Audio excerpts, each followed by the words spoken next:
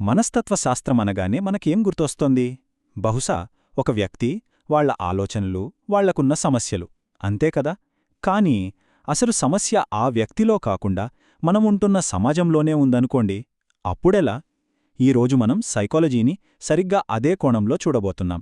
నేను నుంచి మనం వైపుకు మన దృష్టిని మార్చబోతున్నాం. అదే కమ్యూనిటీ సైకాలజీ. అవును, అసలు ప్రశ్న ఇక్కడే మొదలవుతుంది. ఒక మనిషి ఏదైనా సమస్యతో బాధపడుతున్నాడంటే అది పూర్తిగా వాళ్ల వ్యక్తిగత లోపమేనా, లేకపోతే వాళ్లు బ్రతుకుతున్న సమాజం, పెరిగిన వాతావరణం ఇవన్నీ కలిసి వాళ్లని అలా తయారు చేస్తున్నాయా? ఆలోచించండి. ఈ ఒక్క ప్రశ్న చాలు మనం సైకాలజీని చూసే పద్ధతినే పూర్తిగా మార్చేస్తుంది. ఈ పాత, కొత్త విధానాలకి తేడా చెప్పాలంటే ఓ చిన్న ఉదాహరణ తీసుకుందాం. పాత పద్ధతిని ఒక వాడిపోతున్న మొక్కలా అనుకుందాం. మనం ఏం చేస్తాం? దాని ఆకుల మీద ఏవో మందులు చల్లుతాం, బ్యాండేజులు వేస్తాం, అంతే. కాని కమ్యూనిటీ సైకాలజీ ఏం చెబుతుందంటే ఆ మొక్కకు కావలసిన మంచి మట్టి, నీళ్లు, ఎండ ఇవన్నీ సరిగ్గా ఉన్నాయో లేదో చూడమంటుంది.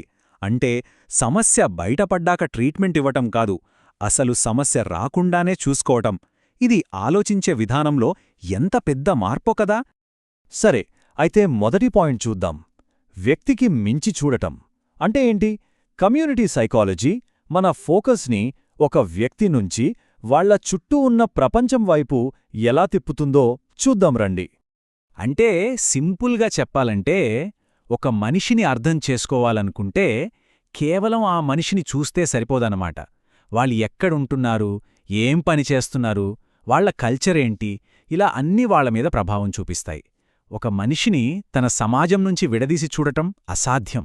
ఆ రెండింటి మధ్య ఉన్న కనెక్షనే ఇక్కడ చాలా ముఖ్యం.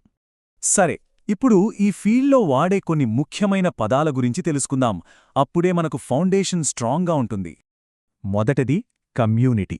కమ్యూనిటీ అంటే ఊరికే ఒకే చోట ఉండే జనం గుంపు కాదు. వాళ్లందరి మధ్య ఒకే సంస్కృతి, ఒకే చరిత్ర, ఒకే రకమైన బంధాలుంటాయి. ఈ ఉమ్మడి లక్షణాలే వాళ్లందర్నీ ఒక తాటిపై నడిపిస్తాయి. మరి కమ్యూనిటీ సైకాలజీ అంటే ఏంటి? ఇది కూడా చాలా సింపుల్. ఒక వ్యక్తికి వాళ్ల చుట్టూ ఉన్న వాతావరణానికి మధ్య ఉన్న సంబంధం ఎలా ఉంటుంది అని స్టడీ చేస్తుంది. మన సమాజం మనం మీద, మన కమ్యూనిటీల మీద ఎలాంటి ప్రభావం చూపిస్తుందో ఇది లోతుగా విశ్లేషిస్తుంది. జార్జ్ ఆక్స్ఫర్డ్ అనే ఒక ఎక్స్పర్ట్ దీన్ని ఇంకా చాలా బాగా చెప్పారు. ఆయన ఏమన్నారంటే, సింపుల్గా మనుషుల్ని వాళ్ల సొంత ప్రపంచంలో అర్థం చేసుకోవాలి. ఆ తర్వాత ఆ అర్థం చేసుకున్నదాన్ని ఉపయోగించి వాళ్ల జీవితాల్ని మెరుగుపరచాలి. ఇదే కమ్యూనిటీ సైకాలజీ యొక్క అసలు లక్ష్యం. ఓకే, ఇప్పుడు కమ్యూనిటీ సైకాలజీకి గుండెకాయలాంటి ఒక ముఖ్యమైన కాన్సెప్ట్ గురించి మాట్లాడదాం. అదే నివారణ, అంటే ప్రివెన్షన్. దీని లక్ష్యం వినడానికి చాలా సింపుల్గా ఉంటుంది, కానీ చాలా పవర్ఫుల్. డామినోస్ ఆట తెలుసు కదా? ఒక్కడి పడితే అన్నీ పడిపోతాయి. ఒకసారి పడటం మొదలయ్యాక ఆపడం చాలా కష్టం. అందుకే మొదటి డామినో పడకముందే దాన్ని ఆపాలి. అంటే సమస్య మొదలవ్వకముందే దాన్ని అడ్డుకోవాలి. రియాక్టివ్గా కాకుండా ప్రోయాక్టివ్గా ఉండటమన్నమాట. ఈ ప్రివెన్షన్లో మళ్ళీ 3 స్టేజెస్ ఉంటాయి. ఫస్ట్ది ప్రైమరీ ప్రివెన్షన్, అంటే సమస్య అస్సలు రాకుండానే ఆపడం. ఉదాహరణకి పిల్లలకి వ్యాక్సిన్లు వేయించడం లాంటిది. రెండోది సెకండరీ ప్రివెన్షన్, అంటే ఒకవేళ సమస్య వచ్చినా దాన్ని వీలైనంత తొందరగా కనిపెట్టి వెంటనే ట్రీట్మెంట్ స్టార్ట్ చేయడం. ఇక మూడోది టర్షరీ ప్రివెన్షన్.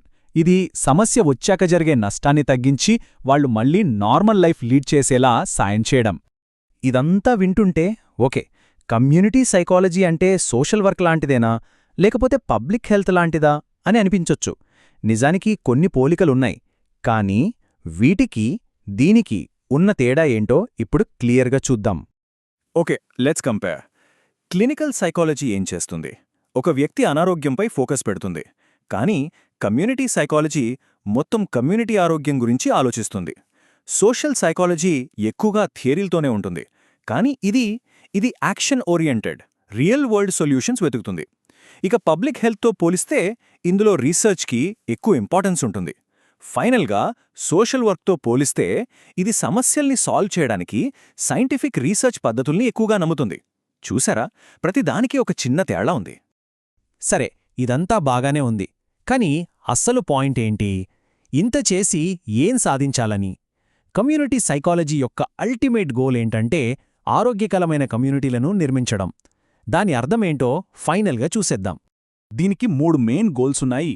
ఒకటి, మనం ఇందాకనుకున్నట్టే ప్రివెన్షన్, అంటే సమస్యలు రాకుండానే ఆపడం. రెండోది, ప్రజల్లో వాళ్ల జీవితం వాళ్ల చేతుల్లోనే ఉందనే కంట్రోల్ తీసుకురావడం, వాళ్లలో ఒక పాజిటివ్ డెవలప్మెంట్ను ప్రమోట్ చేయడం. ఇక మూడోది, ఇది చాలా చాలా ఇంపార్టెంట్, ఎంపవర్మెంట్, అంటే ప్రజలకు సాధికారత కల్పించడం. దానివల్ల ఏమవుతుందంటే వాళ్ల జీవితాలను కంట్రోల్ చేసే సిస్టమ్స్నే వాళ్ళు ఎదుర్కోగలరు, ప్రశ్నించగలరు, చివరికి మార్చగలరు కూడా. ఇక్కడే మనకు అసలైన మార్పు కనిపిస్తుంది. చూడండి, ఈ ఫీల్డ్ మనుషుల్ని అయ్యో వీళ్లకు సమస్యలున్నాయి అని జాలిగా చూడదు. అలా కాకుండా వాళ్లలో ఉన్న బలాలేంటి, వాళ్లకున్న టాలెంట్స్ ఏంటి అని గుర్తిస్తుంది. ఇది లోపాలు వెతకడం మీద కాదు, వాళ్లలో ఉన్న శక్తిని బయటకు తీసుకురావడం మీద ఫోకస్ చేస్తుంది. ఇది కంప్లీట్గా ఒక పాజిటివ్ యాటిట్యూడ్ అన్నమాట. ఇంతకీ ఈ 27 నెంబరేంటి? ఇదేదో ర్యాండమ్ నెంబర్ కాదు. ఇది అమెరికన్ సైకలాజికల్ అసోసియేషన్లో డివిజన్ 27 అంటే ఒక ప్రత్యేకమైన విభాగానికి ఇచ్చిన నెంబర్. ఆ విభాగం పేరే society for community research and action. దీన్ని బట్టి మనకేమర్థమవుతోంది? ఇదేదో గాల్లోంచి పుట్టిన ఐడియా కాదు, సైకాలజీలో అఫీషియల్గా గుర్తింపు పొందిన ఒక సీరియస్ ఫీల్డ్. కాబట్టి చివరగా ఒకసారి ఇలా ఆలోచిద్దాం. పేదరికం, నిరుద్యోగం ఇలాంటి పెద్ద పెద్ద సామాజిక సమస్యల్ని చూసినప్పుడు మనం వాటిని ఆ వ్యక్తుల ఫెయిల్యూర్గా చూడటం మానేస్తే ఎలా ఉంటుంది? అలా కాకుండా ఆ సమస్యలకి కారణం మనుషులకి, వాళ్ళు జీవిస్తున్న పరిస్థితులకి మధ్య సరైన పొంతన కుదరకపోవడమే అని చూస్తే అప్పుడు మన ఆలోచనా విధానం మొత్తం ఎలా మారిపోతుందో ఒక్కసారి ఊహించుకోండి. మరి ఈ కొత్త దృష్టితో చూస్తే మన చుట్టూ ఉన్న సమాజంలోని ఏ సమస్య అయినా సరే మనకు కొత్తగా, భిన్నంగా కనిపించొచ్చు కదా. ఒక్కసారి ఆలోచించండి, ఏ సమస్యను మనం ఈ లెన్స్తో విభిన్నంగా చూడగలం?